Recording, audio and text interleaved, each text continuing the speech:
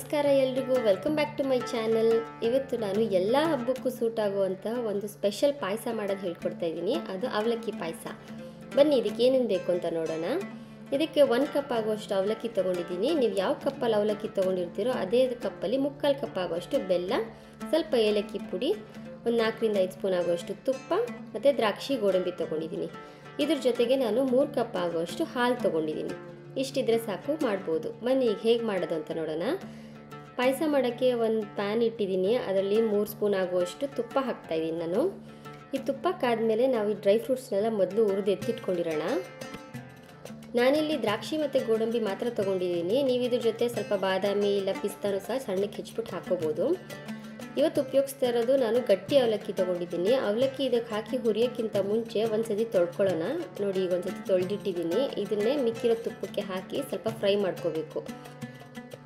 ಒಂದು 2-3 ನಿಮಿಷ ಫ್ರೈ ಮಾಡಿದ್ರೆ ಸಾಕು. ಇವಾಗ ಇದಕ್ಕೇ 3 ಕಪ್ ಆಗುವಷ್ಟು ಹಾಲು ಹಾಕ್ತಾಯಿದ್ದೀನಿ.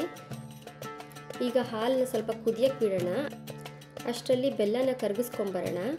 ಈಗ ಇನ್ನೊಂದು ಸ್ಟವಲ್ಲಿ ಒಂದು ಪ್ಯಾನ್ ಇಟ್ಟಿದ್ದೀನಿ. ಅದಕ್ಕೆ 3/4 ಕಪ್ ಆಗೋಷ್ಟು ಬೆಲ್ಲ ಮತ್ತು ಯಾವ ಕಪ್ಪಲ್ಲಿ ಬೆಲ್ಲ ತೊಗೊಂಡಿರ್ತೀರೋ ಅದೇ ಕಪ್ಪಲ್ಲಿ ಅರ್ಧ ಕಪ್ ಆಗೋಷ್ಟು ನೀರು ತೊಗೊಂಡಿದ್ದೀನಿ. ಸ್ವಲ್ಪ ಕರ್ಗಕ್ಕಿಡೋದಕ್ಕೆ, ಇನ್ನೊಂಚೂರು ಮುಂದೆ ಆದರೂ ಪರವಾಗಿಲ್ಲ.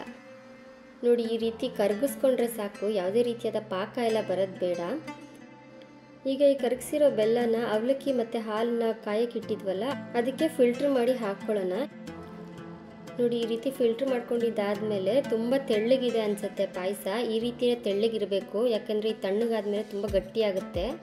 ಅವಲಕ್ಕಿ ಎಲ್ಲ ಹೀರ್ಕೊಳ್ಳುತ್ತಲ್ವ ಹಾಲು ಮತ್ತು ಬೆಲ್ಲನ, ಇನ್ನೂ ತುಂಬ ಗಟ್ಟಿಯಾದಂಗೆ ಅನಿಸುತ್ತೆ. ಈ ರೀತಿ ತುಂಬ ತೆಳ್ಳಗಿರಬೇಕು. ಈಗ ಅದನ್ನ 3-4 ನಿಮಿಷ ಆಗೋಷ್ಟು ಬೇಯಕ್ಕೆ ಬಿಡೋಣ. ಈಗ ಕರೆಕ್ಟ್ ಕನ್ಸಿಸ್ಟೆನ್ಸಿಯಲ್ಲಿ ಆಗಿದೆ. ಅವಲಕ್ಕಿ, ಹಾಲು, ಬೆಲ್ಲ ಎಲ್ಲ ತುಂಬ ಚೆನ್ನಾಗಿ ಹೊಂದ್ಕೊಂಡಿದೆ. ಈಗ ಇದಕ್ಕೇ ಅರ್ಧ ಟೀ ಸ್ಪೂನ್ ಆಗುವಷ್ಟು ಏಲಕ್ಕಿ ಪುಡಿ ಮತ್ತು ಆವಾಗಲೇ ಹುರಿದಿಟ್ಕೊಂಡು ತೆಗೆದಿದ್ವಲ್ಲ ದ್ರಾಕ್ಷಿ ಗೋಡಂಬಿ, ಅದನ್ನು ಹಾಕಿ ಮಿಕ್ಸ್ ಮಾಡೋಣ.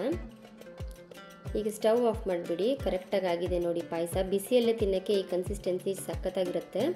ಬಟ್ ಇನ್ನೂ ಸ್ವಲ್ಪ ನಿಮಗೆ ತೆಳ್ಳಗೆ ಬೇಕು ಅಂತ ಅಂದರೆ ಇನ್ನೂ ಸ್ವಲ್ಪ ಹಾಲು ಹಾಕ್ಕೊಂಡು ನೀವು ಮಿಕ್ಸ್ ಮಾಡಿ ಇಟ್ಕೋಬೋದು. ಈ ರೆಸಿಪಿನ ತುಂಬ ಕಡಿಮೆ ಟೈಮ್ ಇದ್ದಾಗ ಇಲ್ಲ ಯಾರಾದರೂ ಸಡನ್ನಾಗಿ ಗೆಸ್ಟ್ ಬಂದಾಗ ಮಾಡ್ಕೋಬೋದು. ತುಂಬ ಚೆನ್ನಾಗಿರುತ್ತೆ. ನೀವು ಒಂದ್ಸತಿ ಟ್ರೈ ಮಾಡಿ. ಈ ರೆಸಿಪಿ ನಿಮ್ಗೆ ಇಷ್ಟ ಆದರೆ ಲೈಕ್ ಮಾಡಿ, ಶೇರ್ ಮಾಡಿ, ನನ್ನ ಚಾನಲ್ನ ಸಬ್ಸ್ಕ್ರೈಬ್ ಮಾಡ್ಕೊಳ್ಳಿ. Thank you.